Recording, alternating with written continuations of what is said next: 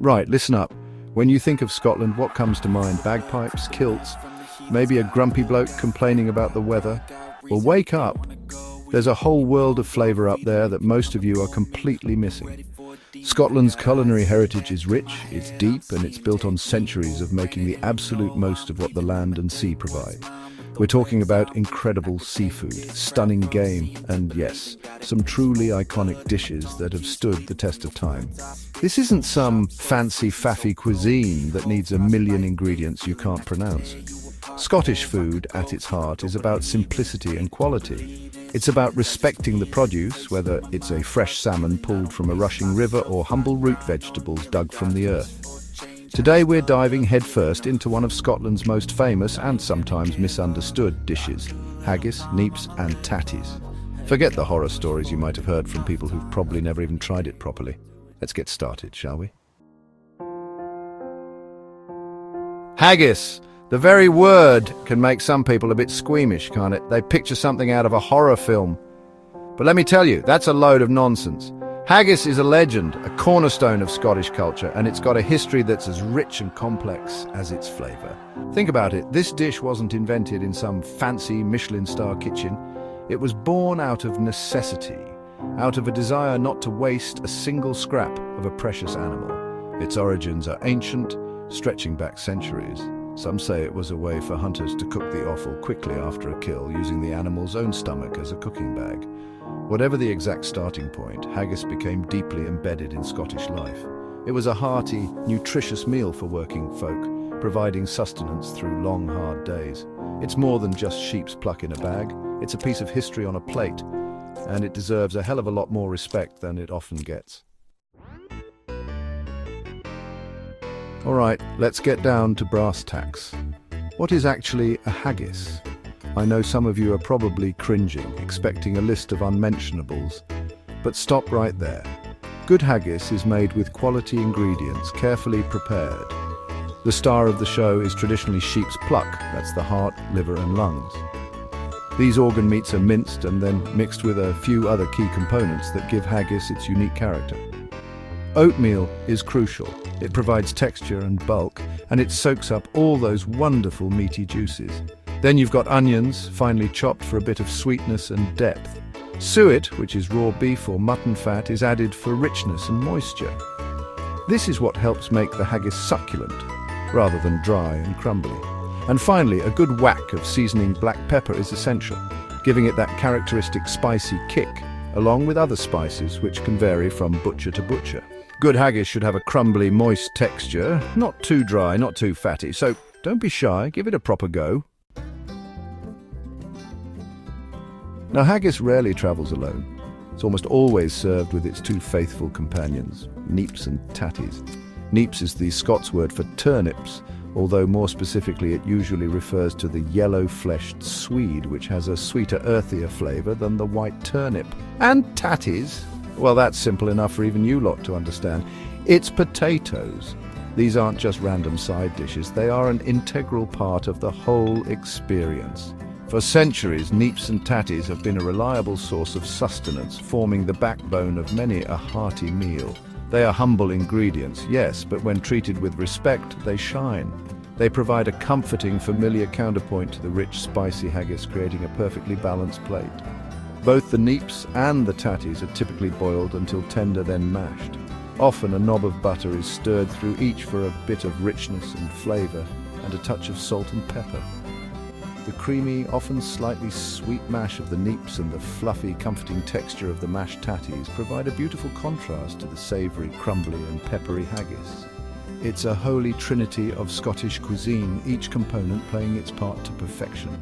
Don't underestimate these humble heroes. Section 5, the Grand Assembly, crafting the perfect haggis, neeps and tatties plate. All right, so we've got our magnificent haggis, our mashed neeps and our fluffy tatties. How do we bring them all together on the plate? Presentation matters even with a dish as rustic as this. Traditionally, the haggis is the centerpiece. The neeps and tatties are usually arranged alongside it, often in neat mounds or quenelles if you're feeling a bit fancy. Some like to stack them with the haggis on top, creating a little tower of Scottish deliciousness. When all these elements come together, the savoury haggis, the sweet neeps, the comforting tatties, and the luscious sauce, it's a symphony of flavours and textures, pure magic. So you're convinced you want to try proper haggis, neeps and tatties. Good on you, but where do you go to find the real deal? Not some tourist trap rubbish. Well, Scotland is teeming with places that serve up fantastic versions of its national dish, from bustling city pubs to cosy countryside inns. The key is to look for places that pride themselves on using good quality, locally sourced ingredients. In Edinburgh, the capital, you're spoilt for choice. Many traditional pubs in the Old Town and New Town will have haggis on the menu. Over in Glasgow, a city with a fantastic foodie scene, you'll also find plenty of great options. Often it's these local pubs and small restaurants that serve the most authentic and memorable meals, made with passion by people who have been cooking this dish for generations. So whether you're in a city or the remote Highlands, a truly great plate of haggis, neeps and tatties is never too far away if you know where to look. Right, let me tell you about one of my own encounters with the great chieftain of the pudding race. Years ago, I was filming up in the Scottish Highlands, a place so ruggedly beautiful it takes your breath away. We'd had a long, cold day out on the moors, the wind whipping around us, proper character-building stuff. By the evening, I was chilled to the bone and absolutely ravenous. We ended up in this tiny, ancient inn tucked away in a little village, the kind of place with a roaring fire, low beams, and locals who look like they've stepped out of a history book. The publican, a lovely old chap with a twinkle in his eye, recommended the haggis. When it arrived, it wasn't fancy, just a generous pile of haggis, a good dollop of golden neeps and a cloud of fluffy tatties. The texture was perfect. Crumbly but moist, not greasy at all. The flavour was immense, the spices were perfectly balanced, a gentle heat that warmed you from the inside out, and the quality of the meat shone through. It was without a doubt one of the best plates of haggis, neeps and tatties I'd ever had. So if you get the chance to try haggis in a truly authentic setting like that, grab it with both hands. While haggis, neeps and tatties are undeniably iconic, don't for 1 second think that's all Scottish cuisine has to offer. Far from it. Scotland boasts a larder that would make most countries green with envy. We're talking world-class seafood, incredible beef and lamb, fantastic game, and a whole host of other traditional dishes that are just waiting to be discovered. Think about the seafood. Scotland's coastline is vast, and its waters are teeming with some of the best fish and shellfish in the world. Langoustines, scallops, mussels, oysters, often served incredibly fresh, sometimes just hours out of the sea. Then there's the salmon, smoked or fresh. It's legendary for a reason. And don't forget Cullen skink, a wonderfully creamy and smoky smoked haddock soup that's a meal in itself. Then there's the meat. Scotch beef and lamb are renowned globally for their quality and flavour, raised on lush green pastures. For dessert, you absolutely must try Cranachan, a delicious concoction of oats, cream, whiskey and fresh raspberries. My advice is get out there and explore. Scotland's food scene is vibrant, diverse and full of passionate people. Don't miss out. Subscribe for more culinary truths. Right, you've had a proper earful about haggis, neeps and tatties. You've learned about its history, its heart, and where to find the good stuff. Hopefully I've managed to open your eyes a bit to show you that Scottish food, and haggis in particular, is something to be celebrated, not feared. It's about tradition, quality ingredients, and a whole lot of flavour. It's honest, it's hearty, and when it's done right, it's bloody magnificent. So what are you waiting for?